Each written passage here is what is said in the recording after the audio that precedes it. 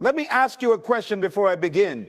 Why is it that some women go through storms that seem unending, pain that cannot be explained, battles that don't seem fair? Have you ever looked at a woman and wondered, why does she carry so much weight and yet still walk with dignity? Let me tell you why. Because God never sends a lightweight to do a heavyweight job. Some of you are carrying nations in your womb and don't even know it. That's why the fight against your life has been so intense. You're not being punished. You are being entrusted. The strongest women are not always loud. They are not always visible. They are not always in the spotlight. In fact, most of the time they are hidden, underestimated, overlooked, and yet they are chosen. Chosen not because of beauty, not because of charm, but because of capacity. You are chosen because you have the ability to carry pain without becoming bitter. You are chosen because you have learned how to love without being consumed. You are chosen because you've been broken, and instead of bleeding on others, you bled in prayer. Let me tell you something profound. When God gives you a heavy burden, it means He's building you for a higher assignment. There are levels to destiny, and every level demands a new level of detachment. Strong women don't walk away from things because they're weak. They walk away because they're wise. They have learned how to release what does not serve their purpose. They have cried their last tear over people who never saw their value. They have stopped explaining their worth to those too blind to see their calling. And that is not pride. That is discernment. You see, emotional and spiritual detachment is not the absence of love. It is the presence of wisdom. It is the revelation that your peace is too expensive to be compromised by chaos. When a woman detaches, it's not because she stopped caring. It's because she started understanding. She started understanding that her destiny requires her energy. Her calling demands her focus. Her time is too short and her assignment too great to entertain things that drain her. God often hides His strongest daughters in the battlefield. Why? Because war teaches what comfort never could. In the heat of warfare, you discover your voice. In the silence of solitude, you hear His voice. In the crushing, you find your oil. Do not resent the struggle. The struggle is the process. The battle is the evidence that there's a crown being formed on your head that the world cannot see yet. Some of you have been praying for peace, but peace is not the absence of conflict. It is the presence of order. And God will bring order to your life by removing who and what cannot walk with you into your next season. That is why He made you strong. That is why He made you silent in the face of insults. That is why He taught you how to smile through rejection. That is why He let people walk away without explanation, because He was teaching you how to detach from needing their presence to validate your purpose. Listen, when you are a woman of destiny, not everyone will understand your silence. They'll call it arrogance. They'll label your detachment as pride, but you know it's not. You know it's purpose. You know it's alignment. You know you're not walking away, you're walking towards something, toward clarity, toward peace, toward your assignment. There's a kind of woman heaven trusts with difficulty. She doesn't panic when the lights go out. She doesn't crumble when friends disappear. She doesn't lose herself when love is lost, because she never built her identity on temporary things. She built it on the rock. And when a woman knows who she is in the spirit, hell trembles. Don't despise the battle. You were chosen for it. God saw the end from the beginning. He saw you surviving what others couldn't handle. He saw you rising after betrayal. He saw you loving after loss. And He said, that one, she is ready. I can trust her with the hard things. You want to know why strong women are chosen for the hardest battles? Because they are not afraid to lose in order to win. They are not afraid to be alone in order to stay aligned. They are not afraid to be misunderstood in order to fulfill purpose. They don't chase approval. They chase assignment. And that's what makes them unstoppable. Assignment determines adversity. The weight of a woman's warfare is never random. It is prophetic. Heaven doesn't assign battles to the unprepared. When God gives a woman a unique calling, he simultaneously measures her capacity to endure what others could never survive. What looks like suffering to the world is actually a sign of trust in the Spirit. The intensity of your battle is a direct reflection of the intensity of your purpose. God does not waste pain. He does not allow hardship without reason. Every closed door, every betrayal, every silent night, every tear-soaked pillow is attached to your assignment. The storm was never about breaking you. It was about building you into the kind of vessel who can carry weighty revelation and not lose her identity in the process. When you carry a kingdom mandate, adversity becomes your classroom. You don't just go through trials, you grow through them. The emotional storms are meant to develop endurance. The spiritual warfare is meant to sharpen your discernment. The loneliness is not to punish you, but to position you. If your life has felt like a battlefield, it's because you are not average. You are not ordinary. You've been called to shift atmospheres, break generational curses, birth nations in prayer, and stand as a pillar in places where others have fallen. That kind of purpose attracts pressure. But pressure is the evidence that something powerful is being formed inside of you. The reason some women face battles earlier, deeper, and more frequently than others is because their destiny cannot afford delay. The preparation must match the magnitude of the purpose. So if your life has been marked by adversity, understand this: it's not a mistake, it's a message. And the message is clear: you've been chosen for more.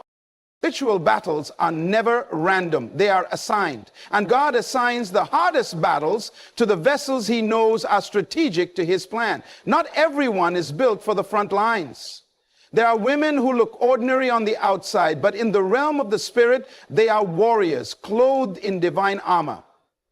These are the ones God hides, molds, and refines, because their life will not be about convenience. It will be about kingdom impact. God doesn't invest intense warfare into a vessel he doesn't intend to use mightily. If you've been going through relentless attacks, it is a sign that heaven has marked you as a threat to darkness. You have been selected not because of your perfection, but because of your positioning. Your spirit is sensitive to divine instruction. Your heart is submitted. Your posture is surrendered. That makes you dangerous to hell.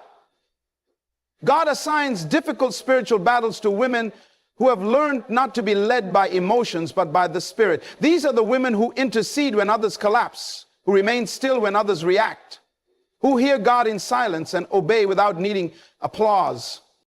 The intensity of your trials is the evidence that your life has strategic value in the unseen realm. Strongholds are threatened by your obedience. Generational curses are broken because of your posture. Deliverance flows through your life, not because of a platform, but because of purity. You may not be celebrated publicly, but in heaven's counsel, you are trusted with sacred things. That's why the enemy attacks you, not for who you are, but for what you carry. You carry solutions, healing, wisdom, and legacy. And that is why the battle has been fierce, because God only sends heavy vessels to shake heavy territories. Emotional detachment is often misunderstood. People assume that when a woman becomes emotionally distant, it means she is cold or bitter. But in truth, it often means she has stepped into a deeper level of clarity. She is no longer ruled by what she feels. She is governed by what she knows. And what she knows is this: not everything deserves her energy. Not everyone deserves her access. And not every emotion deserves a response. This is not indifference, it is insight. A strong woman who detaches emotionally has not stopped caring. She has started seeing. When you are called to a divine assignment, you cannot afford to be entangled with emotional chaos. God trains you to feel deeply, but not be ruled by those feelings. You learn to love without losing focus. You learn to give without being drained. You learn to engage without being entangled.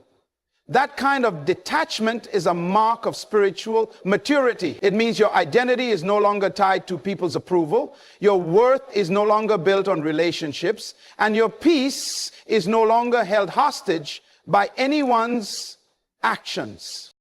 The strongest women are those who can walk away without hatred, stay silent without bitterness, and stand firm without needing validation. Emotional detachment is not about shutting down your heart. It's about guarding it. It is the conscious decision to protect your purpose from unnecessary distraction.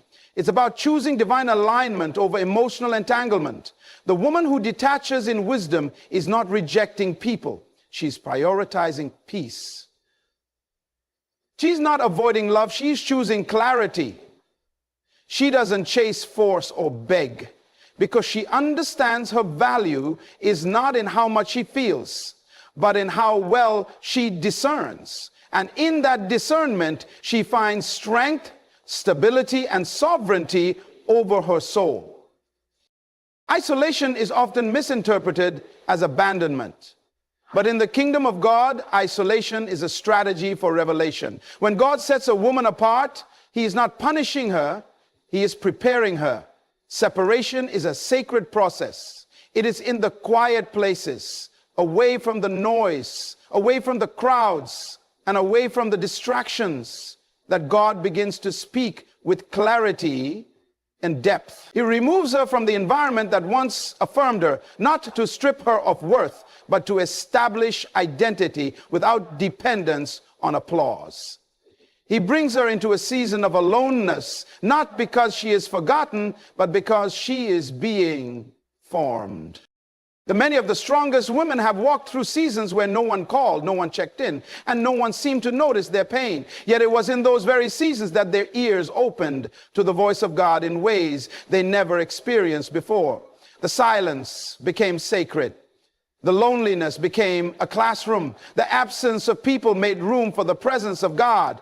And in that presence, wisdom was birthed, vision was revealed, and character was refined. A woman set apart by God begins to understand that isolation is not exile, it's elevation. It's where God teaches her who she is without the titles, without the relationships, without the props. She discovers that she is enough, not because others say so, but because God says so. She begins to see that her value is not tied to how many surround her, but to how deeply she has been rooted in purpose. The wilderness is not empty. It is full of divine instruction. It is where callings are confirmed, where distractions are removed, and where inner strength is cultivated. It is in isolation that God reveals what can't be heard in the crowd. Pain is not the enemy, it is the midwife of power. Every strong woman you see carrying wisdom, grace, and spiritual authority has gone through a season of deep, unexplainable pain. Pain is heaven's tool for purification. It exposes what comfort hides. It pushes you out of dependency on the opinions of others and forces you into the presence of God. Pain becomes the womb in which power is formed. When you are broken, shattered, and stretched beyond what you thought you could handle, it is not the end. It is the beginning of divine transformation. The crushing was never designed to kill you. It was designed to extract what is eternal in you. Just like the olive must be pressed for oil to flow, so must the woman be pressed for anointing to emerge. Every tear you cried in secret was watering the soil of your purpose. Every betrayal that shattered your heart was a pruning tool to detach you from the people you thought you needed, but who could not go where you are destined to rise. Pain refines your discernment. It clarifies your assignment. It deepens your authority. The woman who has walked through pain and still loves, still serves, still worships, carries a power that cannot be taught. It must be lived. She no longer speaks from theory, but from testimony. Her words carry weight not because they are loud, but because they are born out of survival. God trusts women who have endured suffering and not turned bitter. He trusts those who can stand in brokenness and still believe. Pain is not a curse. It is a consecration. It separates the shallow from the surrendered, the casual from the called. And once you've been through it, you no longer fear it. You recognize it as the process that produces real power. The strength does not come from external affirmation. It comes from divine revelation. A woman who knows who she is in God walks differently. She speaks with clarity, she moves with intention, and she stands with unshakable confidence. Not because life has been easy, but because her identity is anchored in something deeper than emotions, opinions, or appearances. And when a woman discovers her worth in the eyes of her Creator, she no longer seeks to be completed by people, validated by attention, or defined by relationships. The world teaches women to measure their value through image, through applause, through who desires them. But a woman rooted in God's truth knows she is already whole. She's not chasing approval because she understands she was chosen before she was formed. Her past cannot define her. Her mistakes cannot disqualify her. Her scars cannot diminish her, because her strength flows from her position in the spirit, not her perception in the flesh. Confidence is not always loud. In fact, the most confident women are often the most silent in the room. They don't feel the need to announce who they are because their very presence speaks volumes. Their fruit reveals their character. Their actions reflect their values. Their consistency proves their worth. A woman who walks in true confidence has nothing to prove and nothing to defend, because her assurance is not built on applause. It's rooted in assignment. When a woman is grounded in purpose, she no longer wastes energy trying to be seen, liked, or understood. She doesn't need external validation to affirm her internal conviction. She doesn't chase opportunities, she attracts them. She doesn't beg for attention, she commands respect. Simply by walking in authenticity. Her value is not loud, it is undeniable. She may be overlooked by people, but she is never overlooked by God. This kind of woman has learned the power of stillness. She knows that strength is not always in speaking, but often in silence. She's not quick to respond to every attack because she understands the battle isn't hers, it's the Lord's. She walks into rooms and shifts atmospheres, not by what she says, but by what she carries. Her spirit is calm because her soul is anchored. Her confidence flows from divine connection, not public recognition. She no longer performs for approval because she understands she was already approved before the foundation of the world. Her confidence is birthed from intimacy with God. That intimacy fuels her clarity, and her clarity fuels her purpose. She doesn't rush, she doesn't panic. She moves when God says move and waits when God says wait. And that kind of confidence can't be taught. It must be forged in the secret place where God reminds her daily who she is and why she was born. God is not looking for women who are merely strong in will. He is seeking women who are strong because they have surrendered. There is a vast difference between a strong-willed woman and a spiritually strong woman. One resists divine instruction, relying on her own logic and emotions. The other bows her will to the voice of God, understanding that real strength is born in submission. A surrendered woman is not weak. She is powerful beyond measure because she has laid her strength at the feet of the one who gave it. The woman who surrenders her plans, her desires, her timeline, and even her pain becomes a vessel that heaven can trust. She does not fight God's process. She does not wrestle with his timing. She does not complain when the road is hard. Instead, she learns to yield. She learns that obedience is her greatest weapon. She understands that surrender is not about giving up. It's about giving over. It's the exchange of control for divine alignment. This kind of surrender transforms everything. It shifts the way she prays, the way she moves, the way she waits. She's no longer driven by the need to prove herself because she knows her life is already in the hands of the one who wrote her destiny. She doesn't panic when doors close because she trusts the God who closes them. She doesn't crumble under pressure because she's not carrying it alone. Her strength is hidden in her surrender. Her authority flows from her obedience. She may appear quiet, but she is deeply rooted. She may seem soft-spoken, but her spirit roars in heaven. She may not look like the world's definition of strong, but in the realm of the spirit, she is a warrior wrapped in humility because she has surrendered everything. And in doing so, she has gained everything. Detached doesn't mean disconnected. A woman who has matured spiritually understands that her ability to love does not require her to be entangled. She knows how to give her heart without losing her head. She knows how to care deeply without being consumed.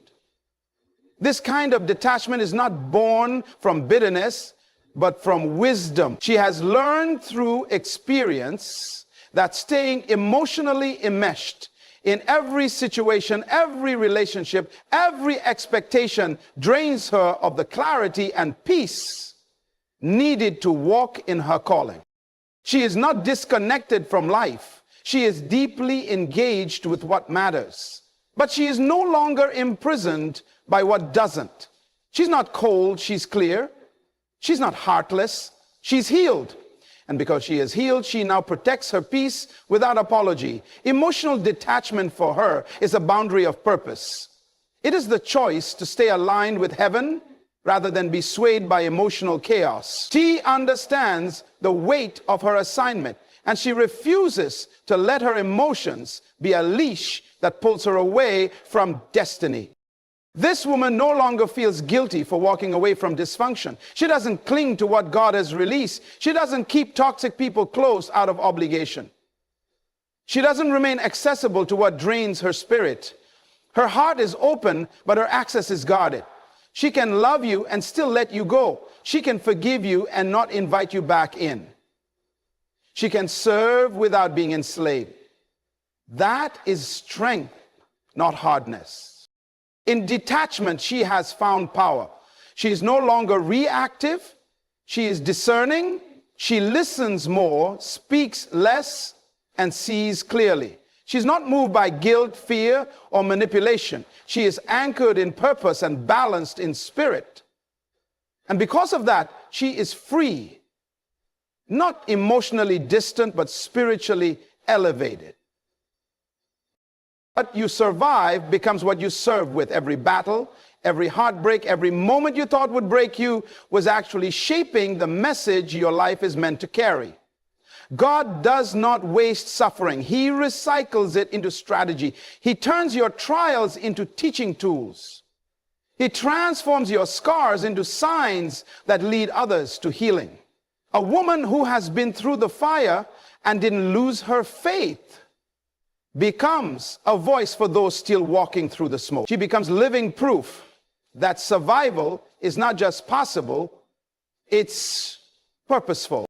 You didn't go through what you went through just for you. God allowed it so you could become a guide, a lighthouse, a well of wisdom for others. Your tears weren't in vain. They watered the soil where your purpose would bloom. Your silence wasn't abandonment. It was God's classroom.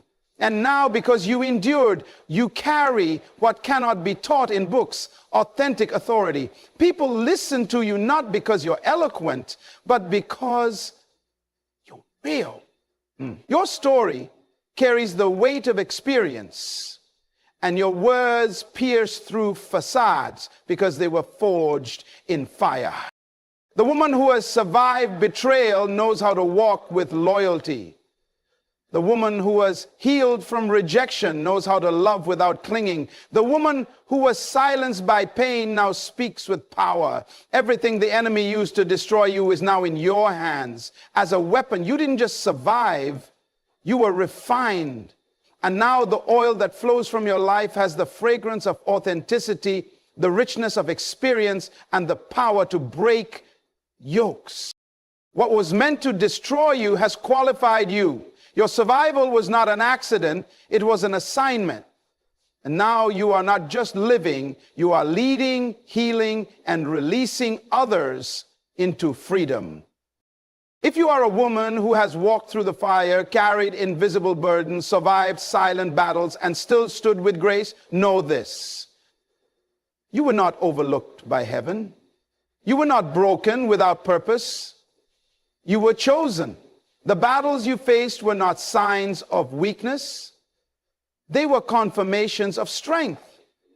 God saw in you what others could not. He trusted you with the weight because he placed within you the capacity to carry glory. You are not here by accident. You are a vessel of divine strategy, a warrior wrapped in wisdom, a woman forged in surrender. Do not apologize for your strength. Do not shrink to make others comfortable. Do not doubt the weight of your calling because of the wounds of your past. You survived because your future requires you. You endured because your voice is needed. You detached not to isolate, but to elevate. This world doesn't need louder women. It needs aligned women.